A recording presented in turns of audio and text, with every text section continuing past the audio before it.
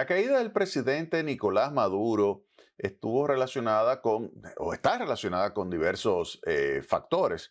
Eh, Uno de ellos, obviamente, el tema del deterioro de las condiciones de vida de los venezolanos. En las elecciones que se realizaron, que se llevaron a cabo en el año 2024, ahí quedó clarísimo que pesó mucho el deseo de libertad y de mejora de las condiciones de vida que quiere el venezolano promedio. Fíjense acá en esta entrada, fíjense que el nivel económico en el año 2024, que se celebraron elecciones, era una cuarta parte del nivel observado en el año 2012.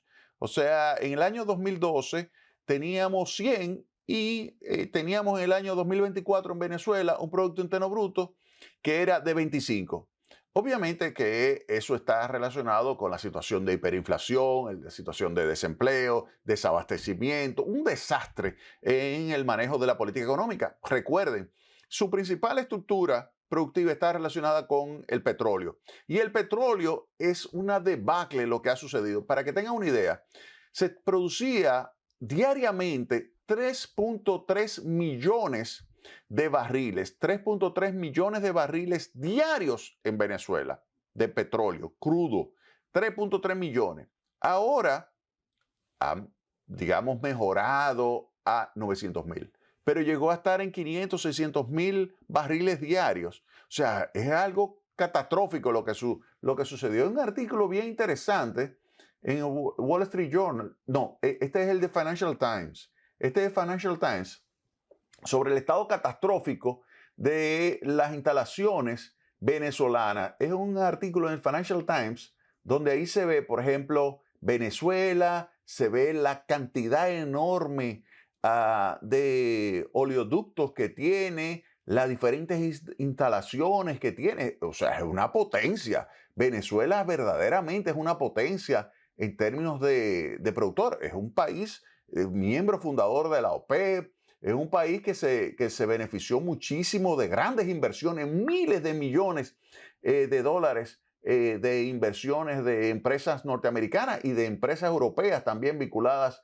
Y pues esto se ha ido deteriorando. Fíjense cómo en ese artículo del Financial Times presenta, por ejemplo, la terminal del puerto de Miranda, donde se ve en los tanques cómo están corroídos y totalmente degradados. Es una situación pues complicadísima la que tiene Venezuela para poder aumentar lo que es su capacidad productiva. Fíjense aquí, los tanques, los que están marcados en azul son los que están llenos.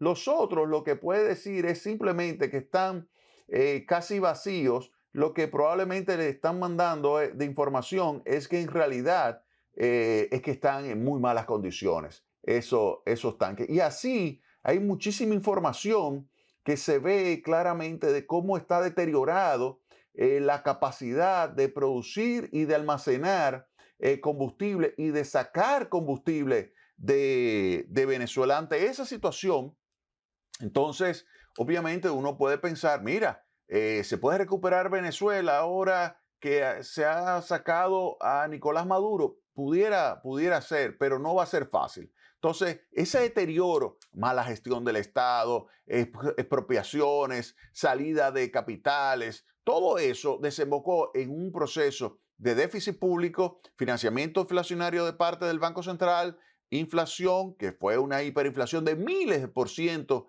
anual, caída del Producto Interno Bruto, o sea, cada año a caída de tal forma que lo que hoy se tiene de ingreso es una cuarta parte de lo que se tenía en el año 2012. Todo eso pues fue generando una situación donde los venezolanos querían salir de Maduro, hay elecciones y gana masivamente la oposición, 70%, Edmundo González, que en realidad quien tiene liderazgo es María Corina Machado, pero como a ella se le impidió participar en las elecciones, pues gana Edmundo González con 70% del voto. Pero nada, se queda Nicolás Maduro porque tiene la fuerza, se queda, no entrega el poder, hasta que ya sencillamente ante lo que es la mayor presencia de chinos, de rusos y de iraní, ya los Estados Unidos dicen, ya no más, ya no más. Es como el mismo argumento que utiliza Putin en Ucrania. Dice, mira, ante la posibilidad de que me instalaran aquí bases de la OTAN, pues sencillamente yo prefiero invadir. Es lo mismo. Trump dice, utiliza el mismo argumento. Ante la presencia china, ante la presencia rusa y ante la presencia iraní en el patio de los Estados Unidos, no se lo voy a permitir. Y decidió el presidente de los Estados Unidos el día 3, con un comando élite, el mismo comando que se utilizó para eliminar a Osama Bin Laden, es el mismo comando, una fuerza delta, se envía a Caracas y extraen de ese territorio pues al presidente Nicolás Maduro, al usurpador, dictador, como usted le quiera llamar, Nicolás Maduro, que está ahora enfrentando cargos por narcotráfico y por muchísimas otras cosas más en una corte federal en Nueva York. Y entonces el presidente Trump lo que decide es no decapitar totalmente al gobierno, sino dejar a la vicepresidenta como encargada del gobierno. Esta es Delcy Rodríguez, que no solamente ella está al mando del gobierno, ella está como presidenta, pero está su hermano, que es el presidente de la Asamblea, está también el más peligroso de todos, el más peligroso de todos es este caballero que está aquí, Diosdado Cabello, que tiene todas, oigan bien, la probabilidad de desaparición física de este caballero es altísima. Él, ahí ustedes lo ven en típico enfrentamiento con los Estados Unidos, ha estado pues diciendo que hay que devolverle a Maduro, que no aceptan este tipo de situaciones, que ellos no van a entregar el poder, que ellos mantienen la fuerza y todo eso. Y lo que me da la impresión, matemáticamente hablando, es que la probabilidad de que desaparezca físicamente Diosdado Cabello está convergiendo a la unidad. No sé en qué momento ocurrirá, pero yo dudo mucho que con ese tipo de actitud, dado que ya tienen a Nicolás Maduro, que tiene información que es la que ellos necesitan, ya esta persona, Diosdado Cabello, ya no le es importante a los Estados Unidos.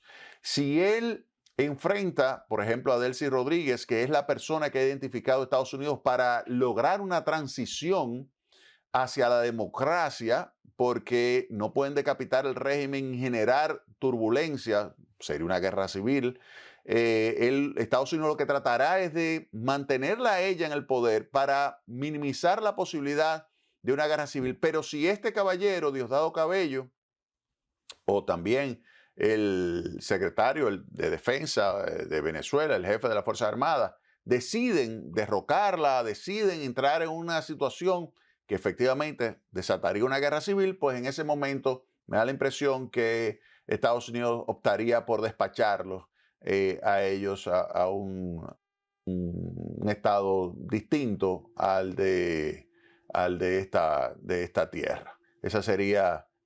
Entonces, ante esa situación, ante esta coyuntura, la gran pregunta que habría que hacerse es, bueno, Estados Unidos ya tienen, digamos, presencia a través de la presidenta, tiene presencia en Venezuela, porque dice el presidente Trump que ya va a hacer lo que Estados Unidos quiera, comenzando con la entrega entre 30 y 50 millones de barriles de combustible crudo para ser refinado en los Estados Unidos, principalmente en una zona donde están las refinerías, que eso es el interés de parte de Estados Unidos, refinerías que están especializadas en el crudo pesado venezolano y mexicano.